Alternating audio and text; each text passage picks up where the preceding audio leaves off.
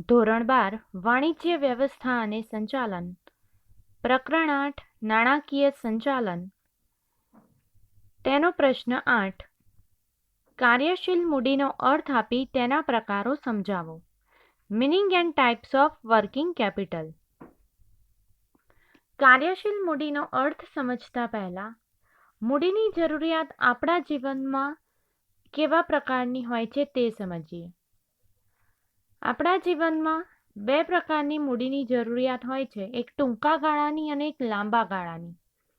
જો આપણે કોઈ વાહનની ખરીદી કરીએ કે જમીન મકાનની ખરીદી કરીએ તો તેમાં લાંબા ગાળાની મૂડીની જરૂરિયાત હોય છે, અને આપણા રોજબરોજના ખર્ચા ચૂકવવા માટે ટૂંકા ગાળાની મૂડીની જરૂરિયાત હોય છે.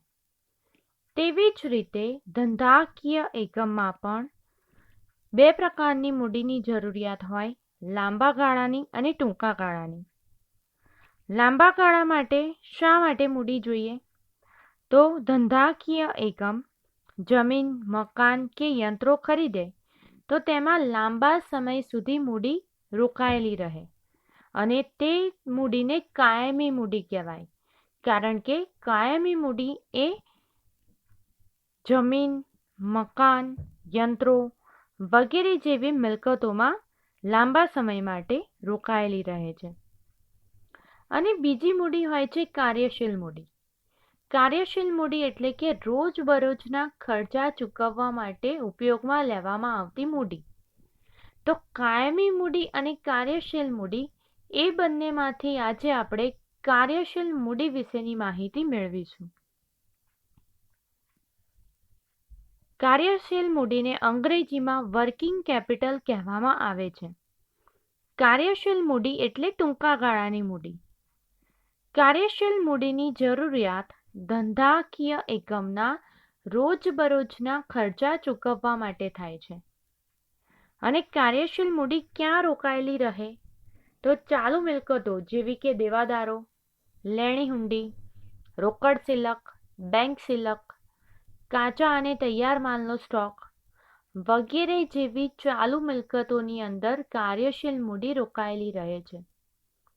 આપણે અગાઉ ચર્ચા કરી કે ધંધાકીય એકમની જે કાયમી મિલકતો હોય, જમીન, યંત્રો, ફર્નિચર, મકાન વગેરેમાં લાંબા સમય સુધી મૂડી રોકાયેલી રહે તો તેને કાયમી મૂડી કહેવાય.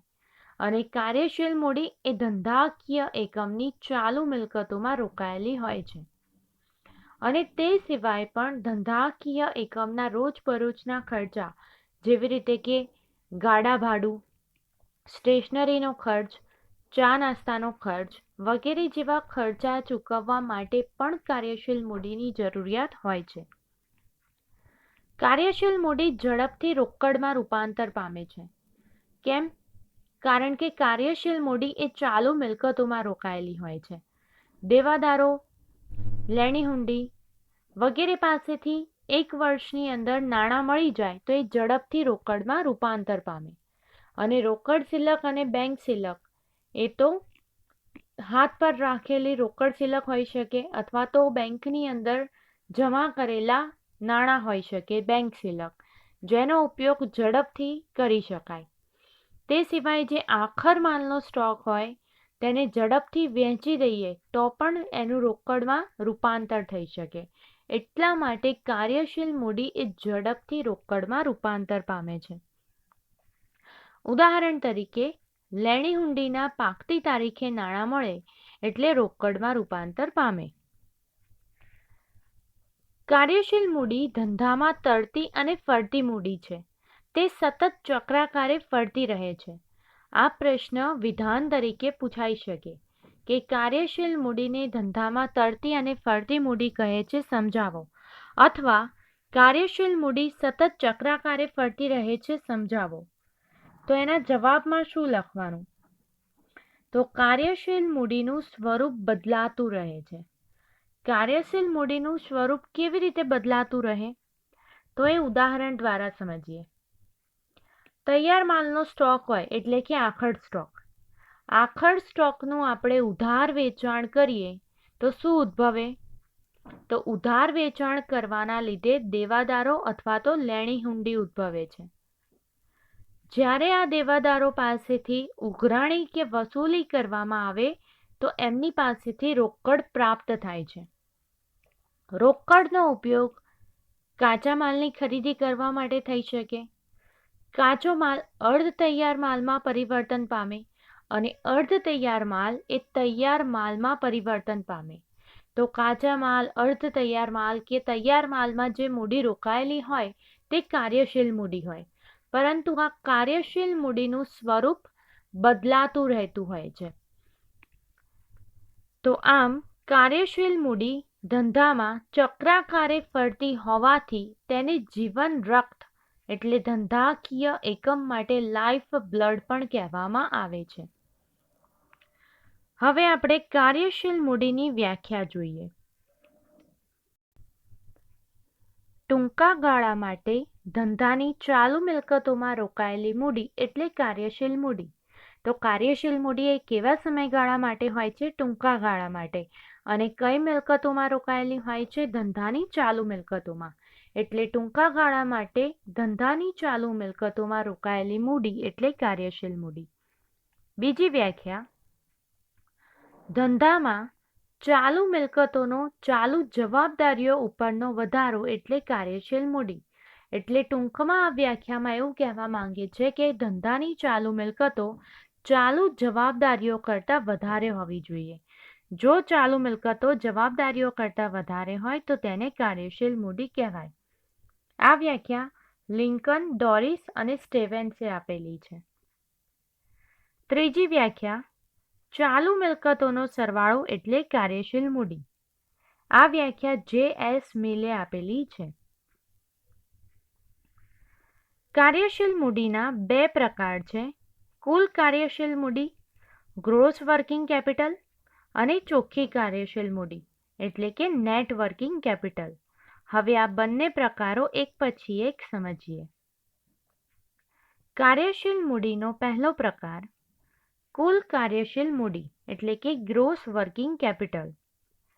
ધંધાની ચાલુ મિલકતો જેવી કે કાચા માલ અને તૈયાર માલનો સ્ટોક, દેવાદારો, લેણી હુંડી, ટૂંકા ગાળાની જામીનગીરીઓ વગેરેમાં કુલ રોકાણનો સરવાળો એટલે કુલ કાર્યશીલ મૂડી.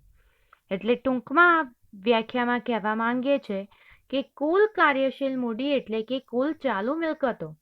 ધંધાની ચાલુ મિલકતો, કાચો માલ એટલે આખર સ્ટોક પડ્યો હોય, તૈયાર માલનો સ્ટોક હોય, દેવાદારો, લેણી હુંડી, ટૂંકા ગાળાની જામીનગીરી વગેરેમાં જેટલી મૂડી રોકાયેલી હોય છે કુલ રોકાણોનો સરવાળો એટલે કુલ કાર્યશીલ મૂડી. અને કુલ કાર્યશીલ મૂડી બરાબર કુલ ચાલુ મિલકતો. કાર્યશીલ મૂડીનો બીજો પ્રકાર ચોખ્ખી કાર્યશીલ મૂડી એટલે કે નેટ વર્કિંગ કેપિટલ. ચાલુ મિલકતો બાદ ચાલુ જવાબદારીઓ એટલે ચોખ્ખી કાર્યશીલ મૂડી.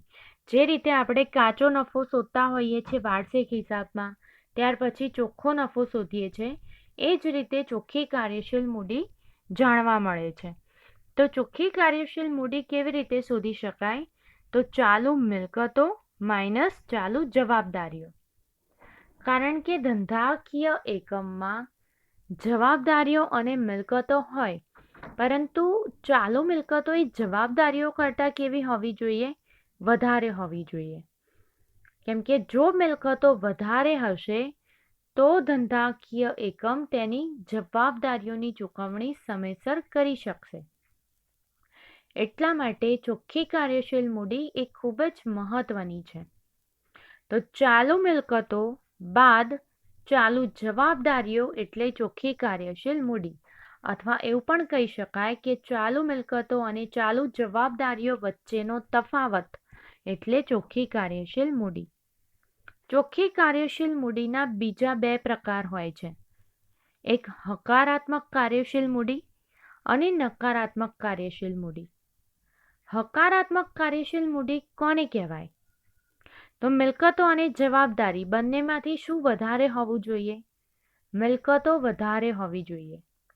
એટલે કે ચાલુ જવાબદારીઓ કરતાં ચાલુ મિલકતો વધારે હોય તો તેને હકારાત્મક કાર્યશીલ મૂડી કહેવાય. ચાલુ જવાબદારીઓ કરતાં ચાલુ મિલકતો વધુ હોય તો હકારાત્મક કાર્યશીલ મૂડી. કારણ કે ચાલુ મિલકત વધુ હોય તો ધંધાકીય એકમ પોતાની જવાબદારીઓની ચૂકવણી સમયસર કરી શકે. અને બીજો પ્રકાર હોય છે નકારાત્મક કાર્યશીલ મૂડી. એટલે કે ધંધામાં ચાલુ મિલકતો કરતાં ચાલુ જવાબદારીઓનો વધારો. ચાલુ જવાબદારીઓ મિલકતો કરતાં વધુ હોય તો આ જવાબદારીઓ ધંધાકીય એકમ ઉપર દેવાનો બોજ ઊભો કરે છે, જેને નકારાત્મક કાર્યશીલ મૂડી કહેવાય. તો આપણે કાર્યશીલ મૂડીના બે પ્રકાર સમજ્યા, કુલ કાર્યશીલ મૂડી અને ચોખ્ખી કાર્યશીલ મૂડી. હવે આ બંને વચ્ચેનો તફાવત સમજીએ. સૌથી પહેલાં તો તફાવતની અંદર અર્થ લખવાનો હોય છે. કુલ કાર્યશીલ મૂડી એટલે કુલ ચાલુ મિલકતોનો સરવાળો. એટલે કે ધંધાની ચાલુ મિલકતો જેવી કે કાચા કે તૈયાર માલનો સ્ટોક, દેવાદારો, લેણી હુંડી, બેંક સિલક, ટૂંકા ગાળાની વેચાણપાત્ર જામીનગીરીઓ વગેરેમાં કુલ રોકાણનો સરવાળો એટલે કુલ કાર્યશીલ મૂડી. અને ચાલુ મિલકતો બાદ ચાલુ જવાબદારીઓ એટલે ચોખ્ખી કાર્યશીલ મૂડી. એટલે કે ચાલુ મિલકતો અને ચાલુ જવાબદારીઓ વચ્ચેનો તફાવત એટલે ચોખ્ખી કાર્યશીલ મૂડી. આ બંને માટેનું સૂત્ર છે કુલ કાર્યશીલ મૂડી બરાબર કુલ ચાલુ મિલકતો અને ચોખ્ખી કાર્યશીલ મૂડી બરાબર ચાલુ મિલકતો માઇનસ ચાલુ જવાબદારીઓ. અને તેના બે પ્રકાર કયા? તો ચાલુ મિલકતો ચાલુ જવાબદારી કરતાં વધુ હોય તો હકારાત્મક કાર્યશીલ મૂડી અને ચાલુ જવાબદારીઓ ચાલુ મિલકતો કરતાં વધુ હોય તો નકારાત્મક કાર્યશીલ મૂડી. ત્રીજો મુદ્દો તરલતા. કુલ કાર્યશીલ મૂડી એ તરલતા દર્શાવતો નથી. એટલે કે કુલ કાર્યશીલ મૂડીનો ખ્યાલ તરલતા દર્શાવતો નથી, જ્યારે ચોખ્ખી કાર્યશીલ મૂડીનો ખ્યાલ તરલતા દર્શાવે છે. ધંધાકીય એકમમાં તરલતા એટલે ઝડપથી રોકડમાં રૂપાંતર અથવા તો ચાલુ જવાબદારીઓ કરતાં ચાલુ મિલકતો વધુ હોય તો ધંધાકીય એકમ સમયસર નાણાંની ચૂકવણી કરી શકે. તો આ ખ્યાલ જે તરલતાનો ખ્યાલ છે એ ચોખ્ખી કાર્યશીલ મૂડી દ્વારા આવી શકે છે. ચોથો મુદ્દો છે તરલતાની સ્થિતિ. તો કુલ કાર્યશીલ મૂડી દ્વારા ધંધાકીય એકમની તરલતાની સ્થિતિ જાણી શકાતી નથી. એટલે કે કુલ કાર્યશીલ મૂડીનો ખ્યાલ કંપનીની તરલતાની સ્થિતિ પણ દર્શાવતો નથી, જ્યારે ચોખ્ખી કાર્યશીલ મૂડીનો ખ્યાલ કંપનીની તરલતાની સ્થિતિ દર્શાવે છે. પાંચમો મુદ્દો નાણાકીય સ્થિતિ. કુલ કાર્યશીલ મૂડી એ નાણાકીય સ્થિતિનો પણ ખ્યાલ આપતો નથી. કેમ નાણાકીય સ્થિતિનો ખ્યાલ આપતો નથી? કારણ કે કુલ કાર્યશીલ મૂડી ફક્ત શું દર્શાવે છે કે ધંધાકીય એકમમાં ચાલુ મિલકતો કેટલી છે, ફક્ત એટલું જ દર્શાવે છે. એટલા માટે તેના આધારે ધંધાકીય એકમ જવાબદારી ચૂકવવા માટે સક્ષમ છે કે નહીં તે જાણી શકાતું નથી. એટલે નાણાકીય સ્થિતિનો ખ્યાલ આપતો નથી. જ્યારે ચોખ્ખી કાર્યશીલ મૂડીનો ખ્યાલ એ નાણાકીય સ્થિતિનો ખ્યાલ પણ આપે છે. કેમ કે જવાબદારી વધુ છે કે મિલકતો વધુ છે તે ચોખ્ખી કાર્યશીલ મૂડીના આધારે જાણી શકાય. જો મિલકતો ઓછી હોય તો મિલકતો વધારવાનો પ્રયત્ન કરવામાં આવે. જો જવાબદારીઓ વધુ હોય તો જવાબદારીઓ ઘટાડવાનો પ્રયત્ન કરવામાં આવે. એટલે ધંધાકીય એકમની નાણાકીય સ્થિતિ જાણી શકાય. છઠ્ઠો મુદ્દો માપદંડ. કંપનીની નાણાકીય પરિસ્થિતિના માપદંડ તરીકે કુલ કાર્યશીલ મૂડીના ખ્યાલનો ઉપયોગ કરવામાં આવતો નથી. એટલે કંપનીના નાણાકીય પરિસ્થિતિના માપદંડ તરીકે ઉપયોગી નથી. જ્યારે ચોખ્ખી કાર્યશીલ મૂડીનો ખ્યાલ એ નાણાકીય પરિસ્થિતિના માપદંડ તરીકે ઉપયોગી છે. સાતમો મુદ્દો ચાલુ જવાબદારીમાં વધારો. જો ચાલુ જવાબદારીમાં વધારો થાય તો કુલ કાર્યશીલ મૂડીમાં પણ વધારો થાય. આને એક ઉદાહરણ દ્વારા સમજીએ. ઉદાહરણ તરીકે, ધંધાકીય એકમમાં ટૂંકા ગાળાની નાણાંની જરૂરિયાત હતી તો ટૂંકા ગાળા માટે બેંકમાંથી લોન લેવામાં આવી. ટૂંકા ગાળાની લોન છે એટલા માટે બિનચાલુ જવાબદારી કહેવાય. તો લોન લીધી એટલે શેમાં વધારો થયો? જવાબદારીમાં વધારો થયો. પણ લોન લેવાથી શું થયું? બેંક સિલકમાં અથવા રોકડ સિલકમાં પણ વધારો થાય. તો આ રીતે જ્યારે પણ કંપનીની ચાલુ જવાબદારીમાં વધારો થાય ત્યારે કુલ કાર્યશીલ મૂડીમાં પણ વધારો થાય છે. અને ચાલુ જવાબદારીમાં વધારો થાય તો ચોખ્ખી કાર્યશીલ મૂડીમાં વધારો થતો નથી. 8મો મુદ્દો, અંગ્રેજીમાં કુલ કાર્યશીલ મૂડીને ગ્રોસ વર્કિંગ કેપિટલ કહેવામાં આવે છે અને ચોખ્ખી કાર્યશીલ મૂડીને નેટ વર્કિંગ કેપિટલ કહેવામાં આવે છે. તો આજના વિડીયોમાં આપણે કાર્યશીલ મૂડીનો અર્થ, તેની વ્યાખ્યા અને તેના પ્રકારો સમજ્યા. તે સિવાય કુલ કાર્યશીલ મૂડી અને ચોખ્ખી કાર્યશીલ મૂડી વચ્ચેનો તફાવત પણ સમજ્યા. આની પછીના વિડીયોમાં આપણે કાર્યશીલ મૂડીની લાક્ષણિકતાઓ સમજીશું.